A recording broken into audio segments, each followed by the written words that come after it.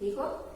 हमारा जो है फोर्थ चैप्टर FFE के कारण जो है वो थोड़ा सा ही शुरू हुआ था, बराबर है ना।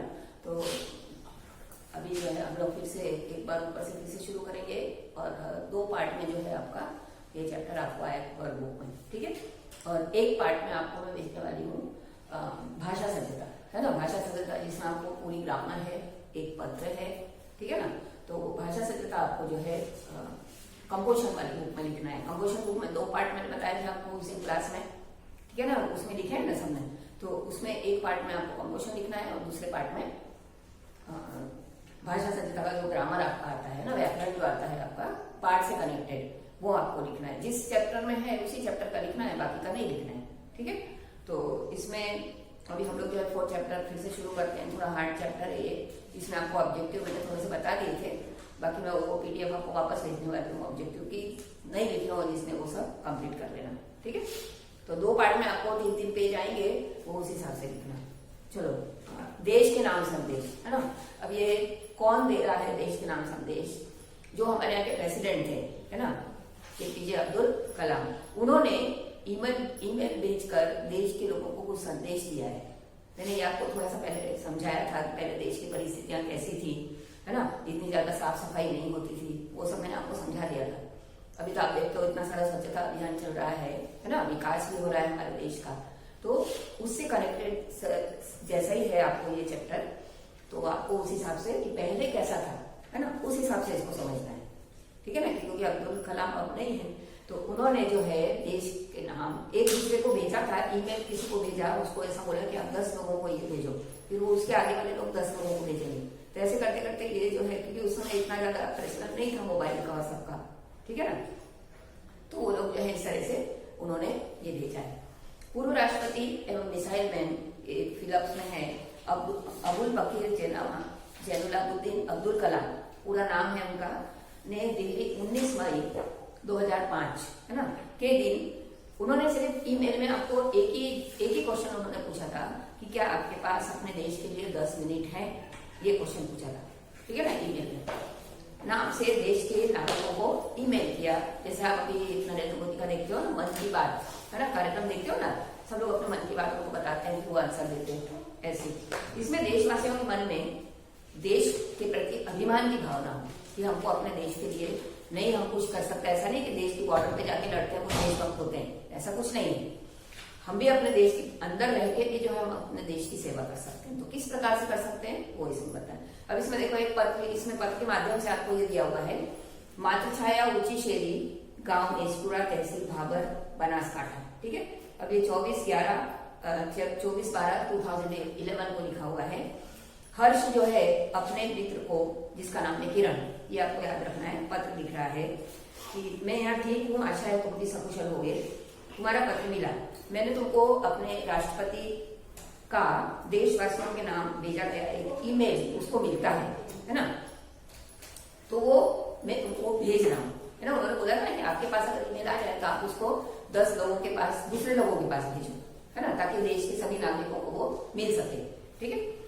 डॉक्टर कलाम अपने संदेश की शुरुआत में पूछते हैं, क्या आपके पास अपने देश के लिए 10 मिनट का समय है? फर्स्ट क्वेश्चन उन्होंने देशवासियों के लिए ये किया था। यदि हाँ तो इस ईमेल को पढ़ना है, वरना आपकी मर्जी, ठीक है ना। वरना का मतलब क्या होता है? नहीं तो। थोड़े थोड़े उर्दू वर्ड लिखे हुए इसके अंदर। इसके बाद वो देश के लोगों की सोच बताते हैं, है ना। सोच क्या बताते हैं कि हमारे देश के लोगों की सोच क्या है, मतलब वो क्या विचारते हैं, क्या अपने मन में हमेशा जो है, जैसे हमारे मन के जो विचार आते हैं वो हमारी सोच कहलाती है, ठीक है। अक्सर लोग ऐसा कहते थे उस समय ऐसा कहते थे, जैसे हम लोग अभी बोलते हैं ना कि कितना सारा विकास हो रहा है हमारे देश का, है ना। तो पहले के उस समय के लोग क्या कहते थे, हमारी सरकार तो निकम्मी है। निकम्मी का मतलब क्या होता है कि हमारे लोगों के लिए कोई काम ही नहीं करती है, ठीक है। फिर आप कहते हैं कि हमारे कानून पुराने पड़ गए। देखो, देश के नेताओं को हम लोग चुनते हैं, ये मैंने बहुत डिटेल में उस दिन समझाया था। वो हमारे प्रतिनिधि बनते हैं और वो देश के लिए काम करते हैं, बराबर है ना। करे या न करे वो उनकी मर्जी होती है, लेकिन उनको करना चाहिए देश के नेताओं को, है ना, देश के लिए, देश की जनता के लिए कार्य, क्योंकि वो हमारे द्वारा चुने हुए प्रतिनिधि होते हैं, इलेक्शन होते हैं तब, ठीक है। और फिर हम उनको चुन देते हैं और फिर हम देश के लिए कुछ नहीं करते, लेकिन लोगों पे इल्जाम लगाते हैं, ठीक है। आप कहते हैं कि नगर पालिका कचरा नहीं उठाती, ठीक है। आप कहते हैं कि फोन काम नहीं करता, रेलवे मजाक बन गई है ना। एयरलाइन दुनिया में हमारी सबसे खराब है, चिट्ठी अपनी मंजिल तक नहीं पहुंचती है। मतलब उन्होंने क्या बताया कि हम अपने सरकार की गलतियां निकालते हैं और हम जो है कुछ नहीं करते। ये वो देश के नागरिकों से कहना चाह रहे हैं। सरकार तो कर रही है, लेकिन आप लोगों को भी जो है उसमें सहयोग देना चाहिए। आया समझ में? नेक्स्ट पेज देखो, 22 पेज। आप कहते हैं और कहते ही रहते हैं, कहते ही रहते हैं, कहते ही रहते हैं, मतलब लोगों का ये सिलसिला चलता ही रहता है। कुछ लोग कहते हैं, फिर दूसरे लोग कहते हैं, फिर तीसरे लोग कहते हैं। ऐसे सारी जितनी भी पब्लिक है पूरे देश की, करोड़ों की जनता जो है वो सब ये कहती ही रहती है। ठीक है। फिर राष्ट्रपति ने कहा, मान लीजिए एक व्यक्ति, एक देखो एक छोटे से उदाहरण से उन्होंने बताया है यहाँ पे कि एक व्यक्ति मान लो, जैसे बहुत सारे लोग फॉरेन जाते हैं, तो एक व्यक्ति मान लो सिंगापुर जाता है, उसे अपना नाम दीजिए और उसे अपनी शक्ल दीजिए। मतलब इमेजिन करो जस्ट कि आप सिंगापुर गए, है ना। आप दुनिया के सर्वश्रेष्ठ हवाई अड्डे पर उतरते हैं, वो दुनिया का सबसे सर्वश्रेष्ठ जो है एरोड्रम है वहां पर। सिंगापुर में आप अपने सिगरेट का टुकड़ा सड़क पर नहीं फेंकते और स्टोर में खाते भी नहीं है। क्यों नहीं खाते या क्यों सिगरेट का टुकड़ा नहीं फेंकते? क्योंकि वहां पे ऐसे नियम ही नहीं है ना, वहां पे साफ सफाई होती है सब जगह। तो हम जो है जैसे ही विदेश में जाते हैं तो वहां के नियम फॉलो करने लगते हैं। क्यों करते हैं? नहीं तो वहां की पुलिस पकड़ लेती है, छोटी छोटी चीजों में वहां पे पुलिस पकड़ती है, बराबर। आपको उनके भूमिगत संपर्कों पर रश्क महसूस होता है। भूमिगत संपर्क जितने भी हैं, ट्रांसपोर्टेशन हो या जो भी हो, तो उसमें ईर्ष्या क्यों होती है? क्योंकि वहां बहुत अच्छा है, उनको लगता हमारे भारत में तो ऐसा है ही नहीं, है ना, हमको तो ऐसी कोई सुविधाएं देती नहीं है सरकार। ऐसे हम लोग जो है इल्जाम लगाने लगते हैं। फिर आप शाम को 5 बजे से 8 बजे के बीच आरशम रोड पर कार चलाने का टोल टैक्स तकरीबन 60 रुपए भुगतान करते हैं। हम लोग देते हैं ना, टोल टैक्स भरते हैं ना, दूसरी जगह जाते हैं तब टोल इस पर भरना ही पड़ता है, बराबर है। तो वो भी हम देते हैं वहां पर। फिर अगर पार्किंग में अपने निर्धारित समय से ज्यादा गाड़ी खड़ी की तो टिकट पंच कराते हैं। लेकिन आप सिंगापुर में कहते नहीं, कहते कुछ भी नहीं, कुछ नहीं कहते, है ना। अगर आपने 1 घंटे के लिए किराए पर गाड़ी ली है और अगर आपको ज्यादा टाइम हो गया तो वो लोग आपसे जितना किराया मांगते हैं उतना देते हैं। हम वहां पे कुछ नहीं कहते, ठीक है ना। दुबई में आप रमजान के दिनों में सार्वजनिक रूप से कुछ खाने का साहस नहीं करते, क्योंकि वहां पे नियम ही नहीं है ऐसा। सार्वजनिक रूप से मतलब ग्रुप बनाकर, है ना। हमारे जैसे कुछ भी चीज खरीदते हैं और रास्ते में खाते खाते चले जाते हैं और फेंक देते हैं कचरा इधर उधर, ऐसे, है ना। बहुत सी जगह में अभी भी होता है। तो इस तरीके से, और जिहाद में अपना सिर ढके बिना बाहर नहीं निकलते। कहीं पर भी जाते हैं, मस्जिद में जाते हैं, कहीं भी धार्मिक स्थान में, तो हमेशा अपना सिर ढके रहते हैं। वॉशिंगटन में आप 55 मील प्रति घंटा से ऊपर गाड़ी चलाने की हिमाकत नहीं करते हैं। वहां पर भी एक निश्चित है कि आप ज्यादा तेज गाड़ी चलाओगे वॉशिंगटन में तो आपको पकड़ लेते हैं। तो आप जो है 55 से ज्यादा आप चला ही नहीं सकते वहां पर गाड़ी, ठीक है ना। फिर भी आप वो नियम का पालन करते हो। और पलटकर सिपाही से ये भी नहीं कहते कि जानता है मैं कौन हूँ, क्योंकि यहाँ पे सब लोग बोलते हैं। मान लो कोई एमएलए का लड़का है या कोई विधायक का लड़का है, वो यही बोलता है कि मेरे साथ कुछ बोलना नहीं, तुमको पता नहीं है कि मैं कौन हूँ, मैं क्या कर सकता हूँ, है ना, मैं तुम्हारी नौकरी भी ले सकता हूँ। कोई धमकियां देते हैं वो लोग, बराबर। ऐसा नहीं देखते कि ये हमारे लिए जो नियम बने हैं वो हमको फॉलो करने के लिए बोल रहा है, हमको नुकसान भी हो सकता है उससे। ऐसा सब हमारे देश के लोग नहीं सोचते। मैं फला हूँ और फला मेरा बाप है। फला फला का समझ में आया ना, कि मतलब कौन है, मेरे पापा ये हैं वो हैं, तो मैं कुछ भी कर सकता हूँ तुम्हारे लिए, ऐसा हम लोग बोलते हैं, ठीक है। ऑस्ट्रेलिया और न्यूजीलैंड में, जब हम ऑस्ट्रेलिया न्यूजीलैंड जाते हैं तो वहां के समुद्र तटों पर, वहां का जो बीचेस होते हैं, जैसे आपने देखा होगा, जिसने भी देखे हैं या मूवीज में देखे होंगे, टीवी पर देखे होंगे, तो समुद्र का किनारा वहां होता है, वहां पर देखा होगा आपने, नारियल पानी की दुकान होती है बहुत बड़ी बड़ी। वहां पर सब लोग क्या करते हैं, नारियल पानी पीते हैं और इधर उधर फेंक देते हैं सब। हमारे यहाँ पे तो ऐसे ही होता है, बराबर है ना। लेकिन वहां पे क्या करते हैं, ऑस्ट्रेलिया और न्यूजीलैंड के समुद्र तटों पर हम खाली नारियल हवा में नहीं उछालते, उसको डस्टबिन में डालते हैं, बराबर। टोक्यो में आप सड़क पर पानी की पीक नहीं थूकते, है ना। लोग जो है यहाँ वहां आपने देखा होगा, इधर उधर पान खाते हैं और इधर कहीं पर भी दीवारों पर जो है उसको गिराते रहते हैं। बोस्टन में आप जाली योग्यता प्रमाण पत्र नहीं खरीदते। योग्यता प्रमाण पत्र की कहीं की जरूरत होती है, हमारे नकली जो है पैसे देके नकली बनवा लेते हैं, लेकिन वहां पे ऐसा नहीं होता है। वहां पे अगर आप पकड़ा जाओगे तो आपको कोई वहां पे छुड़ाने भी नहीं आ सकता है, बराबर है ना। क्योंकि वहां के ऐसे रूल्स रेगुलेशंस है कि आपको कुछ बोलने जाओगे तो आपको अगर 6 महीने रखते होंगे तो वो 6 साल भी रख सकते हैं, बराबर है ना। और आपको कुछ भी पता नहीं, आपको वहां की भाषा नहीं आती, आपको कुछ नहीं आता, आप कुछ नहीं कर सकते, और ना आपको फोन करने देते हैं, ठीक है। फिर डॉक्टर कलाम याद दिलाते हैं कि हाँ, मैं आपके बारे में ही बात कर रहा हूँ। वो लोगों से कह रहे हैं कि आप लोग ऐसा करते हो, बाहर जाते हो तो इस तरह से करते हो, सिर्फ आपके बारे में कह रहा हूँ। इतना उन्होंने बता दिया। उसके बाद वो क्या बोलते हैं, आप दूसरे देशों की व्यवस्था का आदर और पालन तो कर सकते हो, लेकिन अपनी व्यवस्था का नहीं कर सकते। हमारे यहाँ पर जो आपको रूल्स रेगुलेशन दिए गए हैं उसको फॉलो नहीं करते, ठीक है ना। भारतीय धरती पर कदम रखते ही जैसे ही प्लेन में से उतरोगे फिर वापस सिगरेट का टुकड़ा यहाँ वहां फेंकने लगते हो, कागज के पीछे उछालने लगते हो। तो इस तरीके से काम क्यों करते हो, ऐसा वो क्वेश्चन कर रहे हैं, ठीक है। यदि आप पराये देश के प्रशंसनीय नागरिक बन सकते हो, पराये देश में आप जाते हो तो लोग आपकी तारीफ करते हैं, तो फिर आप अपने देश में ऐसा क्यों नहीं करते हो, ठीक है। तो यहाँ भारत में आप ऐसे नहीं बन सकते, ये क्वेश्चन मार्क लगाया है ना, कि आपको जो है इस तरह से नहीं करना चाहिए। डॉक्टर कलाम ने मुंबई के महानगर पालिका आयुक्त तिनायकर के हवाले से कहा, तिनायकर एक वहां के नगर पालिका के मेयर होते हैं ना, जैसे मुंबई में तो मेयर है, मेट्रोपॉलिटन सिटी है, तो मेयर थे वहां के, उनका सरनेम था तिनायकर।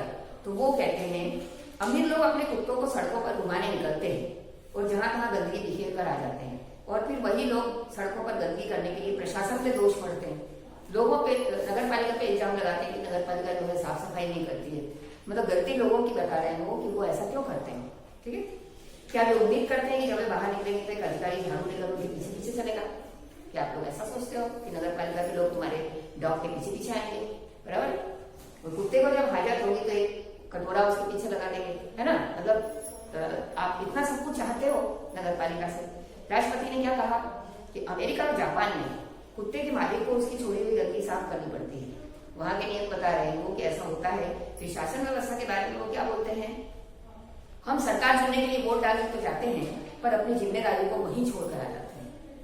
जैसे आपने किसी भी पार्टी को वोट दिया और उससे ये आशा लगाते हैं कि वो हमारे लिए काम करें, ठीक है ना। उसके प्रति हमारी क्या जिम्मेदारियां हैं नगर पालिका के प्रति, वो हम भूल जाते हैं और आराम से बैठ के सोचते हैं कि अब वो हमारे नाच नखरे उठाएगी, है ना। अब तो सरकार करेगी हमारे लिए सब कुछ। हम सोचते हैं कि हमारा हर काम सरकार करेगी।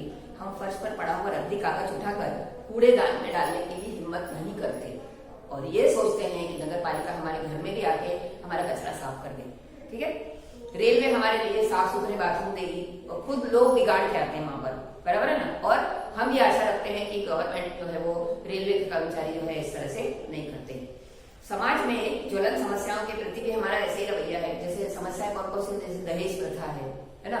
तो दहेज प्रथा बहुत ज्यादा फैली हुई है, अभी तो खैर बहुत कम हो गई है, तो उस समय फैली हुई थी। तो हम जो है दहेज के प्रति जो है बहुत सारे लोग भाषण देते हैं बड़े बड़े कि दहेज देना अपराध है, ऐसा है वैसा है, लेकिन खुद के ऊपर जब ऐसा आता है, खुद के लड़के की शादी होती है तो बहुत सारा दहेज लेते हैं। तो ऐसा हम क्यों करते हैं कि दूसरों को शिक्षा देते हैं और खुद उसको फॉलो नहीं करते, बराबर है।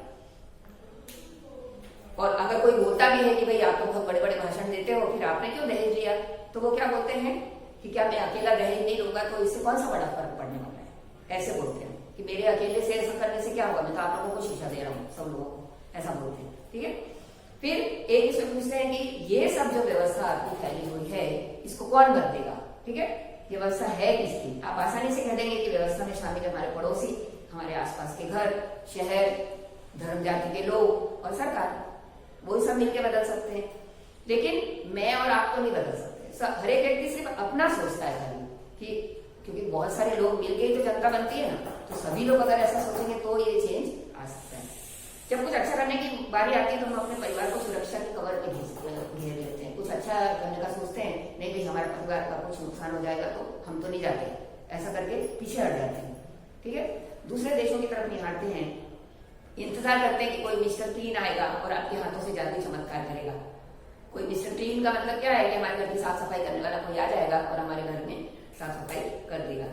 उन्होंने कहा हम अपने भय से भागकर अमेरिका भाग जाएंगे, उनके गौरव का गुणगान करते हैं, व्यवस्था की प्रशंसा करते हैं, और जब न्यूयॉर्क में ऐसा हो जाएगा तो फिर वहां से भाग के दूसरे देश चले जाएंगे, फिर इंग्लैंड भाग जाएंगे, इंग्लैंड में बेरोजगारी हो जाएगी तो खाड़ी के देश में चले जाएंगे, बराबर है।